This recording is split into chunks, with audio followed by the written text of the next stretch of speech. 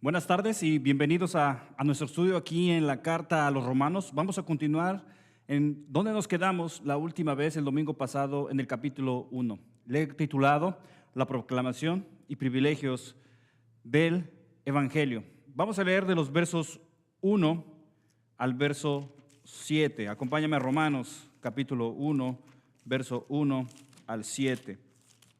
Dice así: Pablo, siervo de Jesucristo, llamado a ser apóstol, apartado para el Evangelio de Dios, que él había prometido antes por los profetas en las santas Escrituras, acerca de su Hijo, nuestro Señor Jesucristo, que era del linaje de David, según la carne, que fue declarado Hijo de Dios con poder, según el Espíritu de santidad, por la resurrección de entre los muertos, y por quien recibimos la gracia y el apostolado para la obediencia y la fe en todas las naciones, por amor de su nombre, entre los cuales estáis también vosotros, llamados a ser de Jesucristo.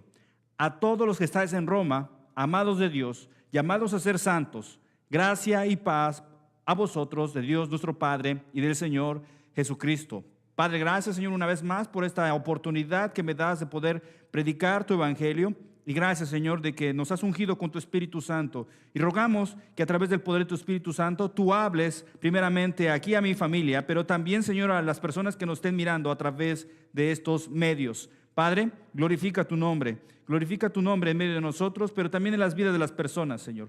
Gracias te damos por tu palabra. Así es que habla, Señor, a tu pueblo, habla a tu iglesia, habla a aquellos que necesitan de ti. Te lo pedimos en el nombre de Jesús.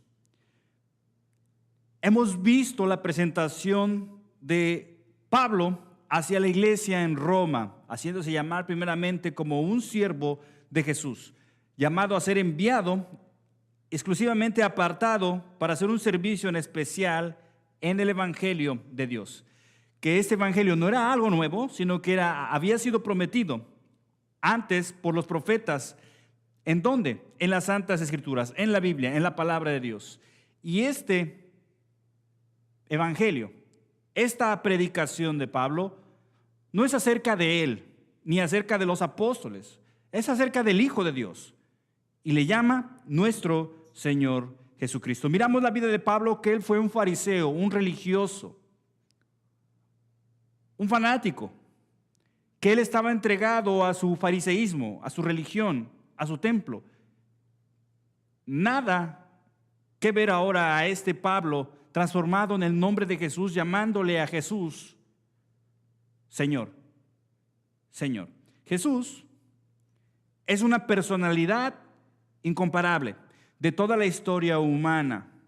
Todo mundo ha escuchado hablar de Jesucristo. El ministerio de Jesús solamente duró 3 años, pero la influencia de su vida es mucho más importante que la combinación de los filósofos más grandes de toda la antigüedad.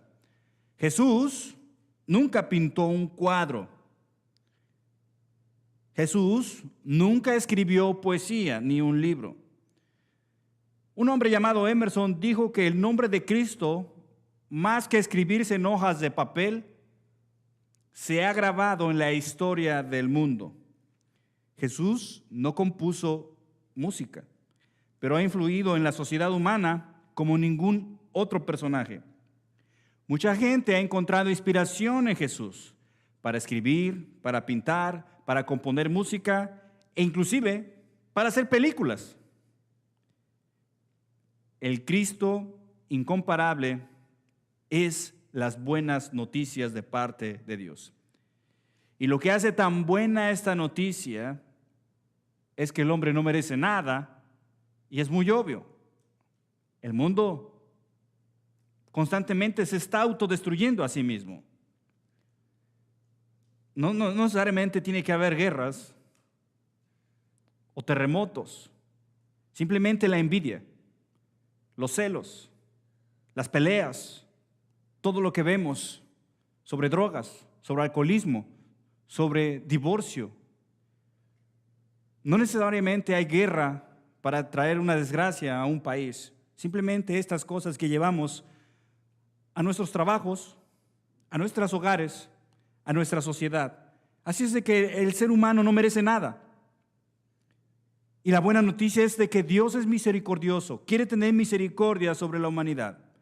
Vemos que este personaje increíble llamado Jesucristo nos dice en el verso 3 ahí en Romanos que era del linaje de David según la carne.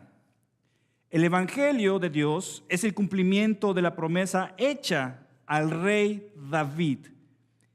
¿Qué promesa? Efectivamente, que de su descendencia nacería un rey que tendría un reino firme, un reino eterno, un reino indestructible. Esta promesa se cumplió parcialmente en los hijos de David, pero ellos pecaron en contra de Dios. Mas sin en cambio, este descendiente de David, este Jesús, nunca pecó, lo que haría efectivo de que su reino duraría eternamente, que de su descendencia nacería un rey y tendría un reino eterno, un reino que jamás sería conquistado, un reino que jamás será destruido. En 2 de Samuel podemos encontrar esa promesa, en 2 de Samuel capítulo 7, verso 12 al 16, y cuando tus días sean cumplidos, es decir, cuando mueras y duermas con tus padres, yo levantaré después de ti a uno de tu linaje, a un hijo tuyo, a un descendiente tuyo, el cual procederá de tus entrañas, ¿sí? Será de tu semilla, será de tu ADN, y afirmaré su reino. Y él edificará, no un edificio, sino casa a mi nombre, y yo afirmaré para siempre el trono de su reino. Yo le seré a él padre, y él será a mí hijo.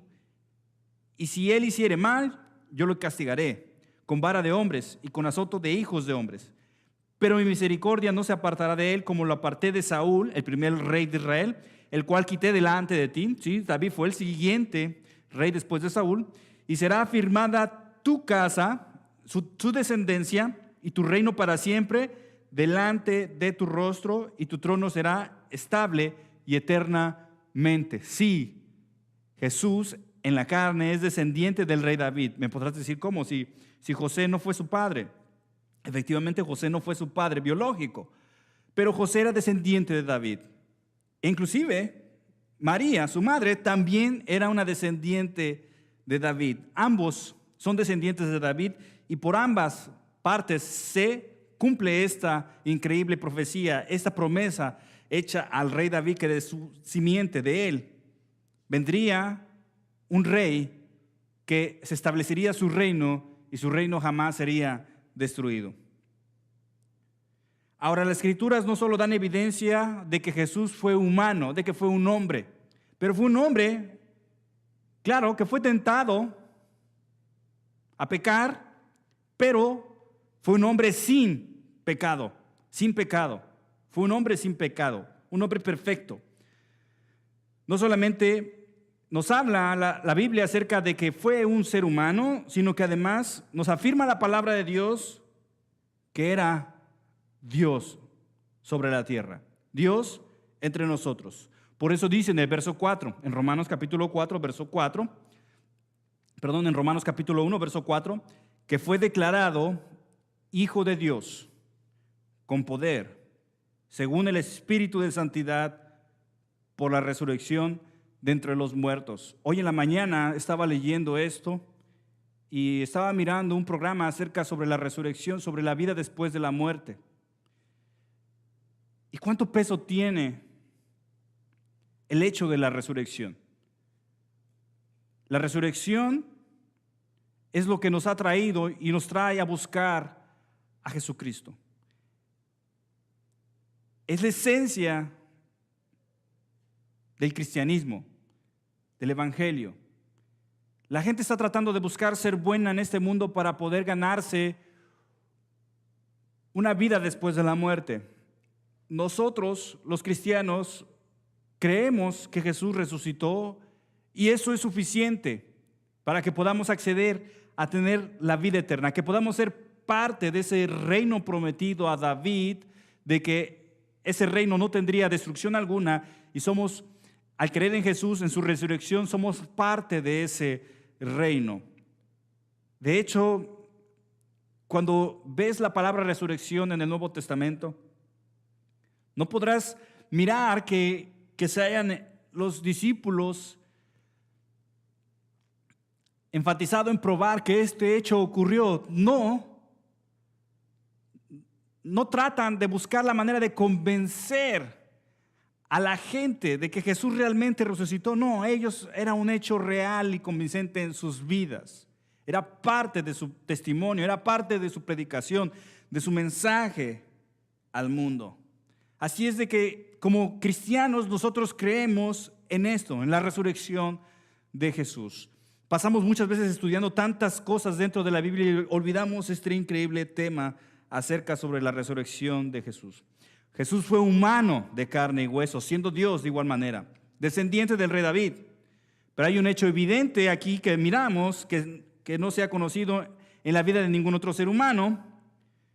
Y eso es lo que percibieron con claridad sus discípulos, de que fue declarado Hijo de Dios, como el unigénito Hijo de Dios, con poder, por el Espíritu de Santidad o el Espíritu Santo. La pregunta sería, ¿cómo? ¿Cómo es que es declarado Hijo de Dios con poder? ¿Por qué? Por la resurrección de entre los muertos. Ese es el único personaje que ha resucitado de los muertos y no ha vuelto a morir. No ha vuelto a morir como volvieron a morir las personas que Él resucitó cuando estuvo aquí. Este increíble milagro realizado por el Espíritu de Dios afirma la realidad.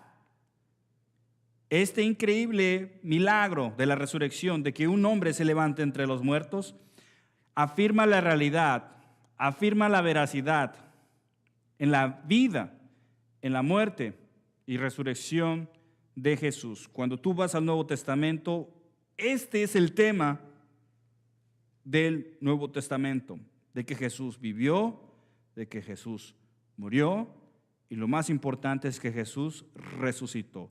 Y en base a esa idea, ¿qué respuesta damos a eso? La gente trata de suprimir su maldad con tal de ganarse la salvación o ganarse una vida después de la muerte.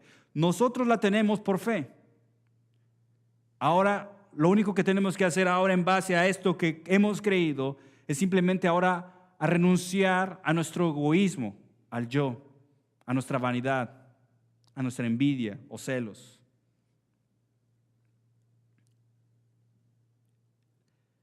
El milagro de la resurrección en sí es algo que solamente Dios pudo haber realizado. Y hasta aquí hemos mirado a tres personajes. Primero miramos en el verso 1 el Evangelio de Dios, sus buenas noticias. En el verso 3 miramos que este Evangelio se trata acerca de su Hijo Jesús. Pero también miramos a otro personaje actuando dentro de todo esto y es el Espíritu de Santidad, el Espíritu Santo. Observamos entonces en el primer capítulo de Romanos la obra de Dios desde el Padre, el Hijo y el Espíritu Santo. Las buenas noticias de Dios son que su Hijo se hizo hombre y que por medio del Espíritu Santo resucitó de los muertos con poder. El Espíritu Santo está envuelto totalmente en la vida, en la muerte y en la resurrección de Jesucristo. Ahora, rápidamente Pablo da una introducción acerca de eso, pero ¿qué provee el Evangelio? ¿Qué nos da el Evangelio? ¿Qué le da a las personas que han depositado su confianza en Dios, sabiendo de que Jesús vivió una vida perfecta y que nosotros no necesitamos hacer eso, simplemente confiando en esa obra maravillosa de Dios y con ello recibimos nuestra salvación? Pero la Biblia habla de una vida nueva y en eso tenemos privilegios, una provisión de parte del Evangelio. Y por eso dice en el verso 5, ¿y por quién? El Evangelio de Cristo, el Evangelio de Jesús, recibimos la gracia. Sí, primero recibimos ese regalo inmerecido de parte de Dios, su gracia, su salvación, y después el apostolado, el ser enviados. Gracia y apostolado. Primero en la gracia miramos la conversión de vivir vidas en pecado, ahora vivir para Dios. Y en el apostolado ahora vivimos una vocación. Tenemos que ser personas que no vivimos como el mundo vive. Tenemos que ser personas que podamos ser diferenciadas, no por lo que decimos, sino por lo que hacemos, de cómo vivimos, de cómo actuamos. Primero hemos sido llamados por Dios, e inclusive más adelante en Romanos habla de que hemos sido escogidos primeramente por Dios, y en segundo lugar enviados a predicar lo mismo. La gracia. ¿Qué es la gracia? La gracia es un regalo de Dios que se recibe. Es algo que se desea a los hijos de Dios. La gracia es la causa o la razón por la cual somos justos delante de Dios. La gracia no es un pago. La gracia no es un pago de parte de Dios. La gracia se recibe por fe, por fe. La gracia inclusive se le considera un lugar donde se entra por la fe, en la cual estamos firmes y confiamos y nos alegramos en Dios. Si hay algo que el cristiano constantemente está batallando es con esto, con la carne, con sus problemas, con su situación física y espiritual, pero el alegrarnos en Dios nos traerá esa gloria de parte de Dios en nuestro diario vivir, muriendo a nosotros mismos, muriendo a lo que tanto sentimos y nos abruma. La gracia de Dios y de un hombre, de Jesús, no solamente de parte de Dios, y en el cual recibimos la abundancia de la gracia de Dios. La gracia inclusive actúa, y actúa cuando hay demasiado pecado. Abunda la gracia de Dios cuando hay demasiado pecado. La gracia de Dios reina para dar vida eterna y ponernos en una relación correcta con Dios. Somos un remanente escogido por gracia.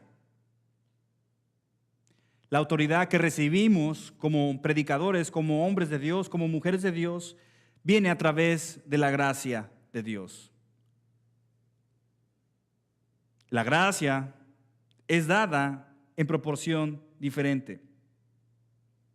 Es un deseo de un hombre de Dios, de un hombre apartado para Dios, que la gracia de Dios no solamente esté con él, sino que la gracia de Dios también esté con los creyentes, con la iglesia. Un hombre dijo que el amor que mira hacia arriba es adoración. Cuando adoramos a Dios en amor, le estamos agradeciendo, lo estamos exaltando. El amor que mira hacia afuera es afecto. El amor que mira hacia los demás es afecto. Y el amor que se inclina, que fue lo que hizo Dios con nosotros, es gracia. La gracia de Dios es lo único que puede hacernos semejantes a Dios. ¿Por qué? Porque constantemente como seres humanos, como personas nos lastimamos.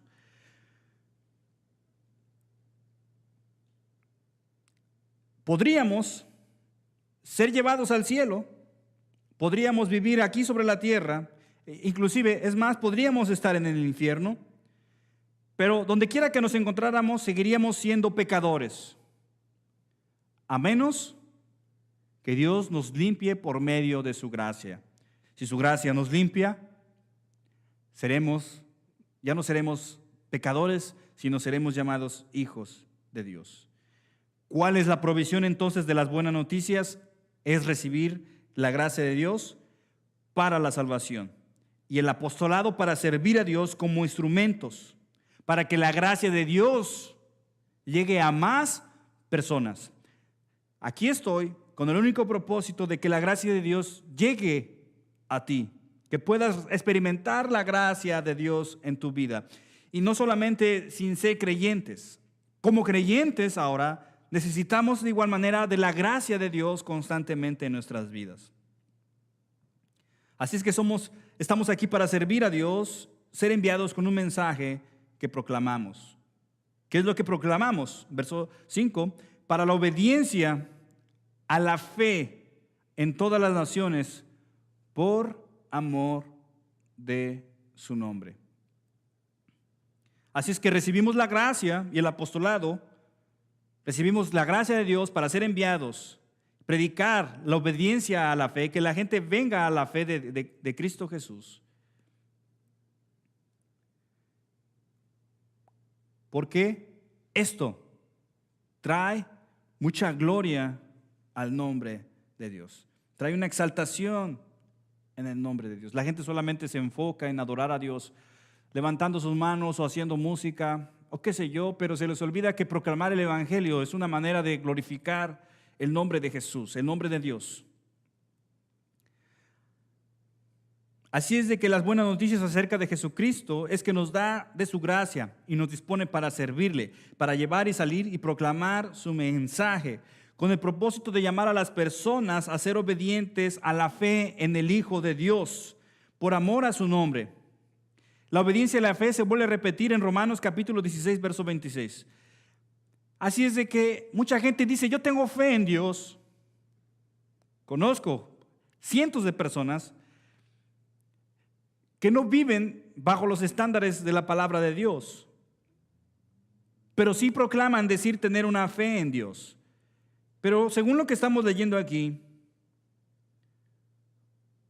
una fe sin obediencia a la palabra de Dios no es una fe de salvación, no es una fe salvadora. Dice en Hebreos capítulo 12, verso 14, seguid la paz con todos y la santidad, sin la cual nadie verá al Señor. Cuando obedecemos a Dios, en realidad estamos anunciando que hemos sido separados, apartados para Dios, de vivir de una manera diferente. A eso es a lo que se le llama ser santos, santidad, a vivir una vida en santidad. Y si no vivimos una vida como cristianos en paz y buscando la santidad constantemente, eso da evidencia de que jamás hemos sido del Señor y que jamás le veremos. Así es de que podrás decir que tienes fe, pero si no vives una vida apartada, separada, santa para Dios, jamás verás a Dios. Y tu fe que proclamas decir no sirve de nada. Así es de que es necesaria la fe juntamente con la obediencia hacia Dios.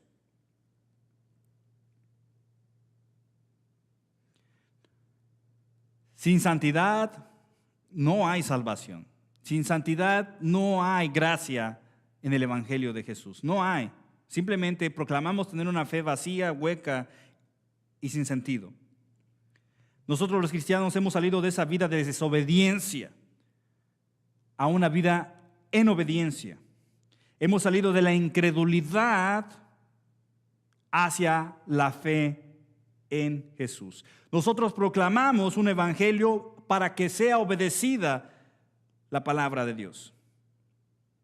Y cada acción que Dios se dispuso a hacer desde antes de crear el universo, sabiendo de antemano la rebeldía de su creación, todo lo que Dios ha hecho antes de crear el universo, lo ha sido con el único propósito de darle gloria a su nombre, por amor a su nombre. Así es que ahora los privilegios del Evangelio, del verso 6 al verso 7, entre los cuales estáis también vosotros llamados a ser de Jesucristo. Ustedes son llamados a ser de Jesús. A todos los que estáis en Roma, no solamente para aquel tiempo en la iglesia en Roma, sino también para nosotros. También nosotros somos llamados a ser de Jesucristo. Amados de Dios, somos amados de Dios, llamados a ser santos. Y aquí está el deseo de parte de un hombre de Dios hacia la iglesia. Gracia y paz a vosotros, de Dios nuestro Padre y del Señor Jesucristo. Dentro de los privilegios es de que somos llamados a ser de Jesús, a ser parte de su grupo, a ser parte de lo que hoy le llamamos su iglesia. En segundo lugar, no solamente somos llamados para ser participantes de algo, sino que al ser llamados y entrar a esta relación con Dios, somos amados de Dios. Lo tercero sería de que nos diferenciamos de los demás, es decir, que somos santos, apartados para vivir una vida pura en esta sociedad. He ahí los privilegios del Evangelio. Más adelante va a seguir desglosando todo esto. Pero las culturas antiguas siempre han visto la muerte como parte de la vida humana y han tratado de explicarlo. Y de alguna u otra manera, la manera en cómo tratan de explicar la muerte siempre se asemejan mucho al Evangelio de Cristo. Y algo que sabemos y que tienes que saber, cuando experimentas la muerte o la muerte cerca de tu familia, es de que Jesús venció a la muerte. trayendo la esperanza de una vida nueva, que comienza, no en el cielo, es una vida nueva que comienza aquí sobre la tierra. Y donde la muerte solamente va a ser la separación de este cuerpo que tenemos hoy en día con nuestra verdadera vida que tenemos en Cristo Jesús. Sin esforzarnos a ganar el cielo. Jesús provee la salvación por medio de la fe en su vida, por medio de la fe en su muerte y sobre todo por medio de la fe en su resurrección. Que yo esté aquí hoy predicando, es porque he tenido fe en estas cosas, pero sobre todo en el hecho más difícil de comprobar, según el mundo, es la resurrección. Porque yo creo la resurrección y porque es un hecho histórico y real, es por eso que estoy yo aquí hablando de Jesucristo. Y esta es la base de nuestra fe cristiana, que Jesucristo fue declarado Hijo de Dios con poder, según el Espíritu de Santidad, por la resurrección de entre los muertos. De aquí en adelante he de seguir hasta poder terminar este libro, anunciándolo a través de estos medios y esperando de que un día este lugar se llene de personas que deseen aprender acerca sobre el Evangelio de Dios desde el punto de vista del apóstol Pablo. No que sea diferente, simplemente lo está explicando de otra manera, totalmente distinta a lo que lo hizo los evangelios, pero en realidad nos llega, su evangelio nos enriquece en un conocimiento más amplio en la verdad del Hijo de Dios. Si tú nos estás mirando y no tienes una relación con Dios, yo te invito a que busques a Jesús, de que rindas tu vida a Él, de que lo entregues, de que Él está ahí para ofrecerte su gracia, para ofrecerte su perdón, para ofrecerte su amor. Y con ello tengas una vida nueva, comenzar de nuevo. ¿Qué harías si pudieras comenzar de nuevo? ¿Qué harías? Seguramente cambiarías totalmente tu manera de vivir. Y eso es lo que muchas personas buscan cambiar su manera de vivir. Y Dios, Jesús, ofrece esto. Así es de que te invito a que te acerques a Jesucristo. Padre, gracias una vez más por esta tarde. Y Señor, que esto que está pasando el día de hoy cumpla su propósito en aquella persona que nos está mirando en esta tarde y que sabe que tiene una profunda necesidad de tu Hijo Jesús. Señor, derrama tu gracia a través de este medio. Señor, que podamos como iglesia, como hijos tuyos, poder experimentar aún más tu gracia y sobre todo por ser llenados de paz, Señor. Necesitamos paz, Padre Todopoderoso. Estamos tan acarreados con tantas cosas que nos olvidamos de buscar la paz que tú nos das. Señor, bendice esta tarde y bendice a mi familia. Bendice a mis hijos, Señor. Y que esto sea un testimonio real para sus vidas, para que un día ellos estén al frente de todo esto y que ellos puedan ser usados para tu gracia, para que más personas conozcan al Hijo de Dios a través de sus vidas. Te lo pedimos y te damos las gracias en el nombre de Jesús. Que Dios te bendiga y nos estamos mirando pronto.